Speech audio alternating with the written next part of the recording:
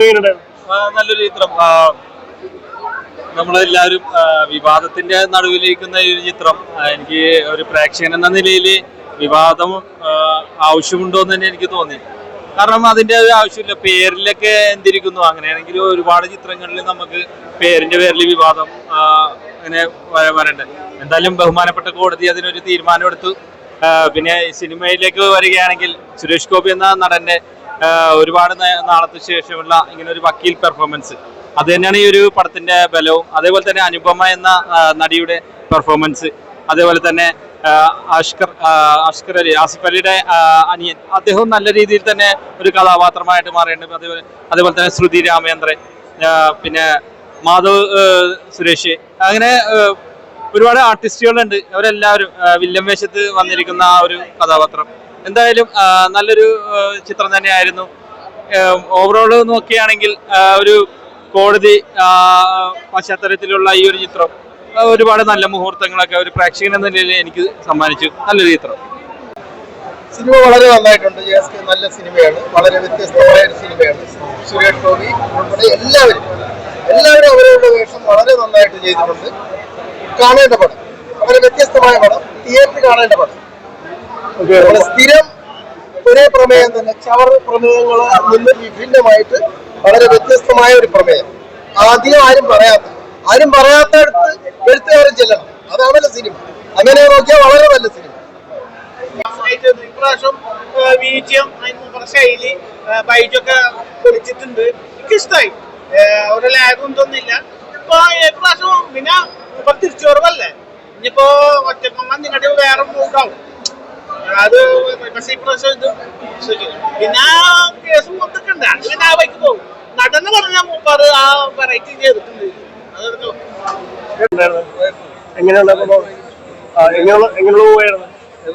എന്ത് ടൈപ്പ് മൂവിയാണ്?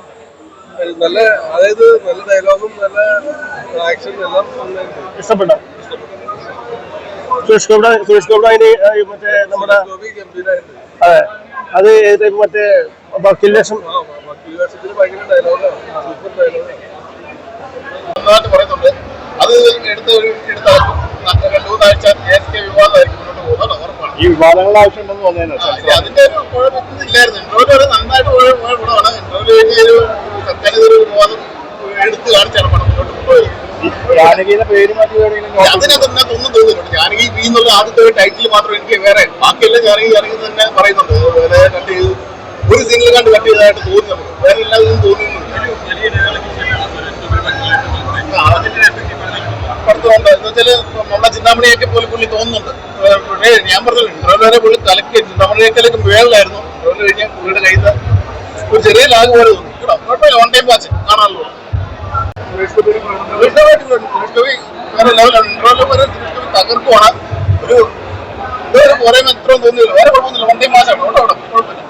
അത്ര എൻജോയ് ചെയ്യാൻ പറ്റാത്ത രീതിയിൽ വന്നിട്ടുണ്ട്. പിന്നെ ഫസ്റ്റ് ഹാഫ് നല്ല പേസ് ആയിട്ട് നല്ല ബിൽഡപ്പ് ആയിട്ട് വന്നിട്ടുണ്ട്. സെക്കൻഡ് ഹാഫിൽ കുറച്ച് ഒരു ലാഗ് ഫീൽ ചെയ്തു. മൊത്തത്തിൽ നോക്കിയ ഒരു ആവറേജ് അനുഭവമാണ്. പിന്നെ ജാനകി എന്നുള്ള പേര് ചില സ്ഥലത്ത് മ്യൂട്ട് ചെയ്യുന്നുണ്ട്, ചില സ്ഥലത്ത് അത് പറയുന്നുണ്ട്. അപ്പൊ എന്തായിരുന്നു ആ പേരിനുള്ള ഇഷ്യൂ എന്ന് സിനിമ കണ്ടിട്ട് നമുക്ക് ആർക്കും മനസ്സിലായില്ല. ആ പേര്, ആ ഒരു കഥാപാത്രത്തിന്റെ പേര് എന്നല്ലാതെ ഈ സിനിമയിൽ തന്നെ ഒരുപാട് നീതി നിഷേധങ്ങളെ കുറിച്ച് സംസാരിക്കുന്നുണ്ടല്ലോ. ശരിക്കും പറഞ്ഞാൽ ഈ പേര് കൊടുക്കാത്തത് ഒരു നീതി നിഷേധം തന്നെയാണ്. ഒരു പേരിൽ എന്തിരിക്കുന്നു? നമ്മുടെ നാട്ടിൽ ഏത് പേരുകൾ നോക്കിയാലും ഇതുപോലെ തന്നെ പേരുകൾ തന്നെയായിരിക്കും. ആ സിനിമയും ഈ നിയമവും ഭരണഘടനയും സംസാരിക്കുന്നതുകൊണ്ടാണ് ഞാൻ ആംഗിൾ എന്ന് പറഞ്ഞത്. മൊത്തത്തിൽ നോക്കിയ ഒരു ആവറേജ് അനുഭവമാണ് സിനിമ. ഫസ്റ്റ് ഹാഫിന്റെ ഒരു പേസ് സെക്കൻഡ് ഹാഫിലേക്ക് വന്നിട്ട് ഒരു ലാഗ് ഫീൽ ചെയ്തു. പിന്നെ സുരേഷ് ഗോപി, അനുപമ അവരുടെ പെർഫോമൻസ് ബേസ് ഗംഭീരമുണ്ട്. അനുപമ മലയാളത്തിലേക്ക് ഒരു ഗ്യാപ്പിന് ശേഷം വന്ന് നല്ല ഗംഭീരമായിട്ട് സിനിമയിൽ ചെയ്തിട്ടുണ്ട്. ഇതാണ് മൊത്തത്തിലൊരു ആവറേജ് അനുഭവമാണ്.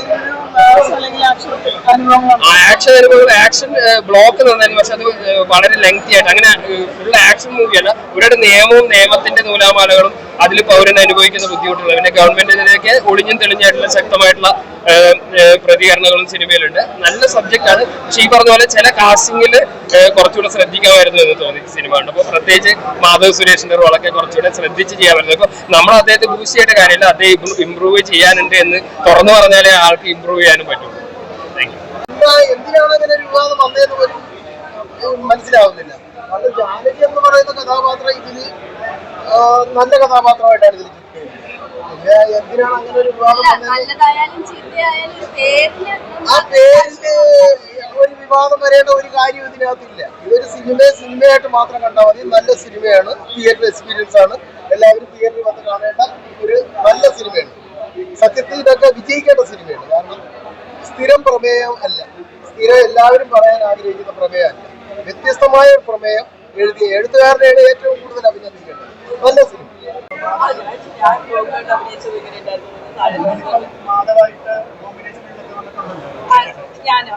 പുള്ളിയുടേത്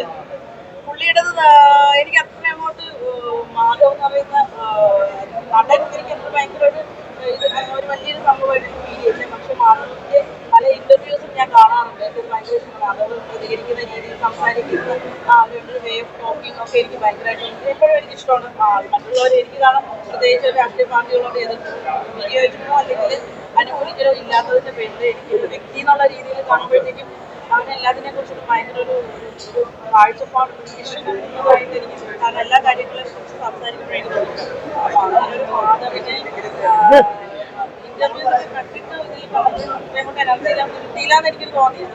പേഴ്സണൽ പാർട്ടാണ്. അല്ലാതെ ഇപ്പൊ നിങ്ങൾ ഇതിനെ വെച്ചിട്ട് എന്നെ കയറ്റി മറ്റുള്ളവരെ കൊണ്ട് ചെയ്തവര് കേൾപ്പിക്കരുത്, ദയവ് ചെയ്യരുത്. എന്നോട് ചോദിച്ചാൽ ഞാൻ സത്യസന്ധമായിട്ട് ആണോ അനുപമനെ കുറെ നാൾക്ക് ശേഷം മലയാളത്തിൽ കണ്ടപ്പോഴത്തേക്കും ഭയങ്കര സന്തോഷം തോന്നി. കാരണം മലയാള സിനിമയിൽ കുറെ നാൾക്ക് ശേഷം അനശ്വര ഇപ്പൊ സൗത്ത് ഇന്ത്യയിൽ നിന്ന് മലയാളത്തിൽ ഒരു പടം ചെയ്ത് കഴിഞ്ഞപ്പോഴും ഒരുപാട് ഭയങ്കര നല്ല ബോൾഡ് ആയിട്ടൊരു ക്യാരക്ടർ ഭയങ്കര നല്ല രീതിയിൽ അത് അതിന്റെ കറക്റ്റ് ലെങ്ത് പിടിച്ച് തന്നെയാണ് ചെയ്തേക്കുന്നത്. ഭയങ്കര നമ്മളെപ്പോഴും ലാതെന്ന് പറഞ്ഞ സാധനമില്ല, നമ്മളെ ഇരുത്തും. ഓരോ സീൻ നമ്മളവിടെ ഇരുന്ന് നമ്മൾ കാണും. എനിക്ക് പോകണ ആ ഒരു മൈൻഡ് നമുക്ക് ഒരിക്കലും ഇല്ല. പിന്നെ നെഗറ്റീവ് പറയാൻ കഴിയില്ലെന്ന് എനിക്കറിയത്തില്ല.